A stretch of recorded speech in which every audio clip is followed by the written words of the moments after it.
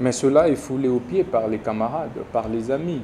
Mais malheureusement, en lieu et place d'adopter une attitude de modestie pour faire avancer les choses, non, ils sont eux-mêmes pyromanes, eux-mêmes pyromanes.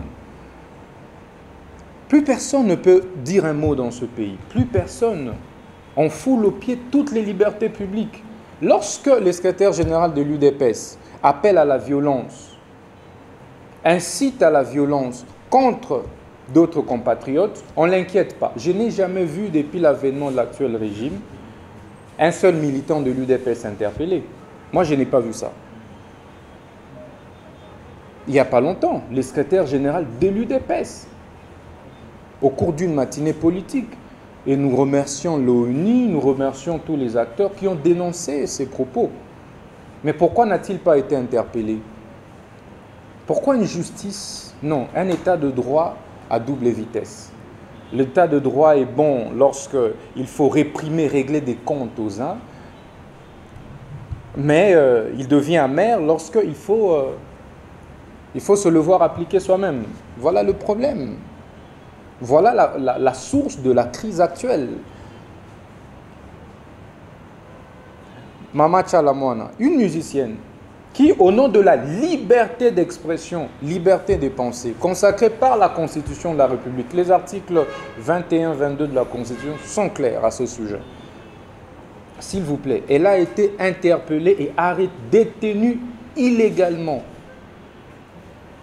par les services de l'ANER. Mais le président de la République avait dit, au lendemain de la prestation de son serment, qu'il n'y aurait plus de cachots au sein de l'ANER. C'est ce que j'avais cru entendre. Je ne sais pas si je me suis trompé. Mais en tout cas, il avait clairement dit qu'il n'y aurait plus de cachots au sein des services de l'ANER. Mais la musicienne Chalamwana a passé nuit. Personne n'a réussi à nous donner des explications claires sur son arrestation arbitraire. Lorsque un groupe de compatriotes, aujourd'hui on vient encore de disperser les compatriotes qui voulaient marcher pour soutenir la présidente de l'Assemblée nationale, Mabunda. Mais je n'ai pas vu là où on a interdit la marche de l'UDPS. Voilà la source du problème. Alors, on parle de la crise de légitimité. Mais puisqu'il s'agit des institutions issues des élections organisées le même jour, c'était les mêmes scrutins, non? C'était le même jour. Mais vous dites que les députés sont illégitimes. Mais par quelle magie le président serait légitime? Dites-moi par quelle magie. Mais s'il y a un problème de légitimité, allons aux élections. Voilà pourquoi FCC en appelle vivement aux élections anticipées. Allons aux élections anticipées. Mais on verra qui est populaire et qui ne l'est pas. Qui est structuré et qui ne l'est pas. Qui incarne réellement les aspirations du peuple et qui n'en incarne pas. Attention, on admet, FCC a des compatriotes qui ont géré par le passé et qui n'ont pas été tous saints. On est d'accord avec ça. Il y a eu des gens qui ont commis des bavures. Il y a eu des gens qui ont péché par des excès des zèles, comme c'est le cas aujourd'hui avec certains conseillers du président de la République. Mais soyons logiques, je vois surtout la jeunesse que nous sommes. Quelle image, quelle leçon allons-nous enseigner? Quel héritage allons-nous léguer à nos enfants? Face à toutes ces ambivalences, oui, nous sommes tous d'accord pour l'état de droit, mais quel contenu on donne à ce concept qui devient malheureusement aujourd'hui vide de tout sens et de tout fondement? On nous refuse de réfléchir, on nous refuse de parler. Je pense qu'après cette conférence de presse, on va m'interpeller à l'ANER. Vous avez vu comment on m'a radié du barreau et par des avocats bien identifiés de l'UDPS. Comment voulez-vous que nous puissions construire une nation dans cet état de choses? Comment voulez-vous gérer par défi, intimider les autres? À chaque fois, on me rappelle, Constant, si tu parles, on bloque ton ordonnance. pour me faire du chantage, il faut aller aux consultations pour qu'on débloque l'ordonnance. Mais tout ne se règle pas autour de l'argent, mes amis. Tout ne se règle pas autour de l'argent et des postes de responsabilité. Il faut accepter la contradiction. Aujourd'hui, l'UDPS n'accepte plus la contradiction. On a amené le président dans ces schémas-là. Je suis désolé. Je pose encore une autre question. Pourquoi en sommes-nous arrivés là? On dit UDPS, non, il faut rompre la coalition. Mais oui, l'alternative à la rupture de la coalition est laquelle? C'est quoi? La cohabitation. Quelle est l'autre formule consacrée par la Constitution? J'aurais bien voulu, Jean-Marc Abound, c'est quelqu'un que je respecte beaucoup, un jeune comme nous, qui a eu le courage de gravir les échelons politiques, et aujourd'hui il dirige un grand parti politique.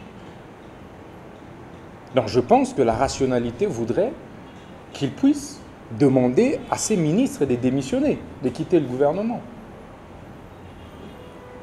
Là, nous comprendrions qu'ils sont effectivement dans une logique claire de rupture et nous en tirerions toutes les conséquences. Qui est en train de perdre? Puisque, en même temps, il y a des compatriotes qui construisent des maisons, qui pilulent comme des champignons dans cette ville, au moment où la population souffre, et souffre sérieusement. Comment voulez-vous en même temps parler des investissements alors que vous êtes en train de créer les conditions d'instabilité et de crise? Je viens de vous en donner des exemples. Votre partenaire ne s'est jamais opposé à vos noms, parce que si le président Kabila devait lui aussi s'opposer aux noms, est-ce que la plupart de ses ministres seraient au gouvernement de l'UDPS? Qu'est-ce que les gens de l'UDPS n'ont pas dit contre le président Kabila? Mais aujourd'hui, lorsque vous osez tout simplement donner un point de vue qui soit contraire à celui de l'UDPS, vous attirez toute la foudre du monde. Mais on est où enfin? Enfin, on est où? Le pays va très mal à cause du comportement, de l'attitude d'un camp. Donc nous attendons que nous soyons d'abord officiellement notifiés.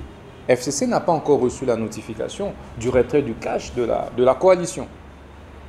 Nous attendons d'être notifiés. Et la solution sera simple. On ne va pas passer par 4 chemins. Mais n'oubliez pas que le professeur Issambo a écrit sur les questions de majorité parlementaire. Il dit ceci. La majorité parlementaire se constate à l'issue des élections. En fait, ce sont les élections qui fabriquent les majorités au sein des assemblées. Mais non, dites-moi, on a surpris des gens en train de corrompre des députés nationaux, mais en même temps on parle de la bonne gouvernance, on parle de l'état de droit. Corrompre les députés pour dire, et puis ils pèsent bien leur mot en disant on veut débaucher les députés. Oh non, mais Kabila aussi faisait ça. Ah bon? Donc si Kabila faisait du mal, donc, je ne savais pas qu'il était devenu une référence dans le mal.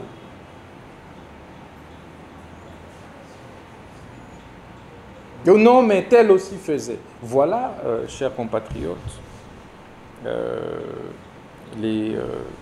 ce que nous sommes en train de déplorer. Donc FCC est une plateforme structurée, organisée, qui travaille sur la base d'un agenda bien tracé. Comme vous le savez, nous avons été à la première retraite en fin 2019. C'est la première retraite où nous avons posé les bases, les jalons.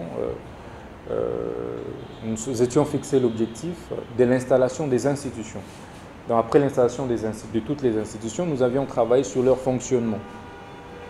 Nous avons organisé la deuxième retraite, en fait, pour pouvoir évaluer la situation politique des leurs, mais aussi le fonctionnement de la machine FCC.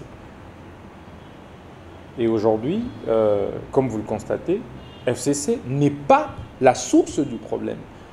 FCC, pour preuve, ne s'est pas opposé à la coalition, n'a jamais tenu des discours extrémistes. Aujourd'hui, la rupture de la coalition devient un motif de chantage. Comment vous pouvez gérer avec des chantages? Comment pouvez-vous gérer avec du chantage? Chers compatriotes, vous êtes des intellectuels. Pensez-vous vraiment que vous pouvez décimer tout un groupe, toute une famille comme FCC? Vous pouvez les détruire comme ça? Ça ne se fait pas. Par quelle magie? Si Laurent Désiré Kabila, qui a pris le pouvoir par les armes, n'a pas réussi à décimer les Mobutistes, à plus forte raison, une alternance qui s'est faite par voie démocratique. Vous avez remarqué qu'on a tenté de débaucher, de déstructurer la majorité du FCC. On n'a pas réussi. Pour votre information, nous tous, nous étions consultés. Moi, j'ai été consulté pour aller aux consultations. Mais je ne pouvais pas y aller pour une seule raison. J'appartiens à une famille politique. Et la famille politique ne m'a pas mandaté, ne m'a pas donné mandat. Et c'était le cas avec tous les sociétaires du FCC. Dites-moi, mes amis, vous avez déjà vu Kabouya se faire débaucher, Augustin Kabouya. Est-ce qu'il s'est fait débaucher pendant que nous étions au pouvoir? Bon, au nom de quoi est-ce que Moutamba se ferait débaucher? Pourquoi? Pour des postes. Encore que le poste qu'ils ont bloqué, c'est FCC qui m'a donné ça. On a demandé au président Kabila de remplacer Moutamba. Le président Kabila a dit, et le coordonnateur Némi, que je remercie en passant, nous, à ce poste, nous n'avons que Moutamba. Et pour venir me dire, oh non, non, FCC ne t'aime pas, FCC n'aime pas les Kassaïens, c'est les discours. Hein? Vous êtes aussi Moulouba, de Moujima est comme le président, etc. Non, il faut qu'on arrête. Ici, c'est l'occasion d'informer, et c'est moi-même qui informe, et je prends ce courage d'informer officiellement que FCC ne nous a jamais muselés. FCC a donné à Nogec sa part, comme c'était convenu, comme c'est le cas. Parce qu'au FCC, le partage de postes se fait de deux manières, par poids politique et puis par solidarité. Nogec n'a pas eu d'élu à l'issue des élections, a été bénéficiaire de ce qu'on a appelé le principe de solidarité. Mais en fait, la mauvaise foi des autres a fait en sorte qu'aujourd'hui, Nogec n'ait pas bénéficié de son droit. Mais nous n'allons pas entrer dans ce débat. Nous continuons à travailler pour l'intérêt du peuple.